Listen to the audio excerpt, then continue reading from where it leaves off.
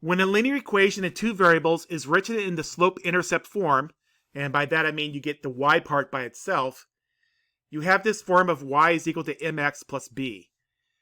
The m is always going to be the slope, and the b part is part of the ordered pair 0b, is the y-intercept of the line.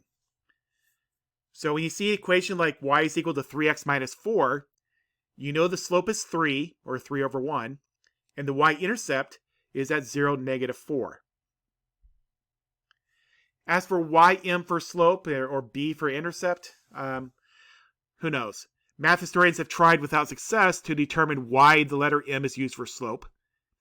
So when you're teaching, if you're teaching the slope-intercept form of a linear equation, suggest that m and b suggest that the b represents the begin and m represents the move. So you can use the b value to plot the beginning point at the y-intercept, 0b. Then use the m value to move from point 0b to the next point. And then you can connect the dots and draw the line.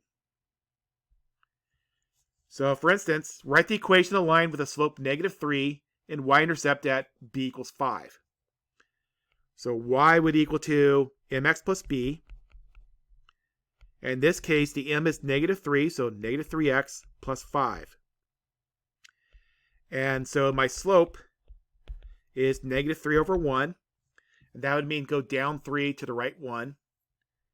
But we want to begin with the b. So the y-intercept is going to be at 0, 5. So I plot the point 0, 5. And then I go down 3, 1, 2, 3 to the right 1. That gives me my next, that's where I move to the next point. Down 3 to the right 1. I move to the next point. Down 3 to the right 1. That gives me the next point. And from there, connect the dots. Oop.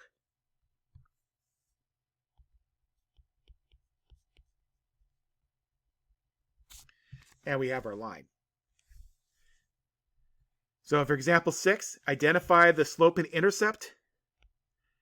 Well, the slope is 3/4, so that means I go up 3 to the right 4. But the y-intercept is going to be at 0, negative 2. So I begin at 0, negative 2, and then go up 1, 2, 3, and then to the right 4.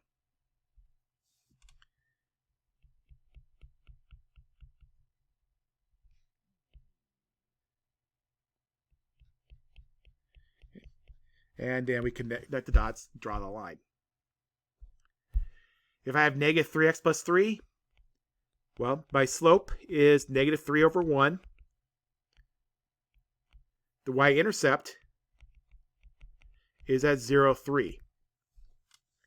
So I begin at 0, 3, and then go down 1, 2, 3 to the right 1. Down 1, 2, 3 to the right 1. And then from there, again, connect the dots.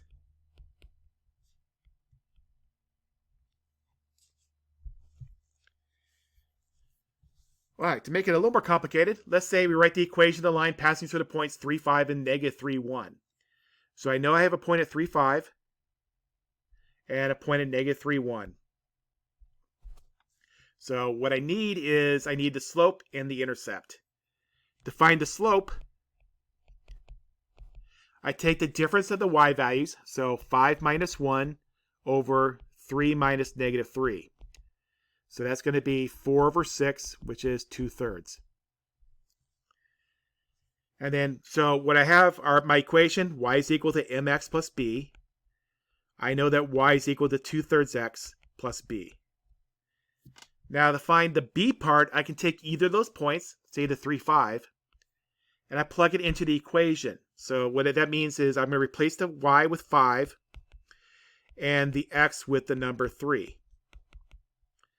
Well, 2/3 times 3 is 2, so we have 5 is equal to 2 plus b. And so subtract 2 to get b is equal to 3. And that means that my equation has got to be in the form of 2/3 x plus 3. So the y-intercept's at 3, and then, oops, that's y. One correction. negative 3, 1 would be right here. There, that looks more like a line. And so I should be able to connect those. All right, so let's say we write the equation of the lines that form the four sides of this parallelogram.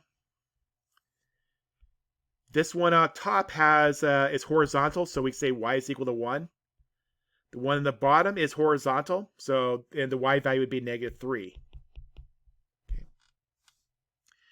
The one on the left, that has a y-intercept at 1, and looks like the slope, if I start at this bottom point, I would go up 1, up 2, up 3, up 4 over 1. So the slope is 4, the intercept's at 1. That would be y is equal to 4x plus 1. And then the only one remaining is this one on the right. It's parallelogram, so it will have the same slope.